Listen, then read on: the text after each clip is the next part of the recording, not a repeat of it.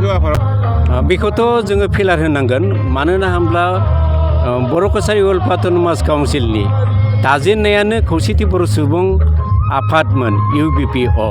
बेहाय मोनसे समाव आङो गाहाय नेतारिमोन आरो लेङाइ आफादगिरिमोन।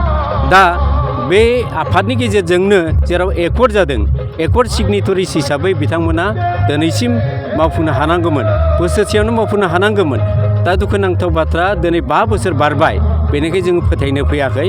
5 बोसोर बारसेयावबो बिथांमोना दा इलेक्सन जागोनखाय जोङो खालामसिगोन, सरकारा मावसिगोन, बे खोथा होदों। जोङो बर' रायजो राजाफ्रा जों फोथायनो हाया। बेयो मिनिस्टरा लिलिपप बिथाङा मोनजादों आरो बेनिखायनो बिथांमोनहा बे बर' कसारि अल अट'नमास काउन्सिल जा मासियाव दङ, बे मासियाव थानानै थाइसेयानो जा थाइनैयानो जा बिथांमोना डिजिगनेसन आरो लोगोसे बेखौनो सन्थुस्थ' लानानै बिथांमोना जिरायगासिनो दं। बे जोंनि बर' हारिनि थाखाय, BTCनि बायजोनि बर' रायजो राजानि थाखाय जोबोद दुखुनांथाव बाथ्रा।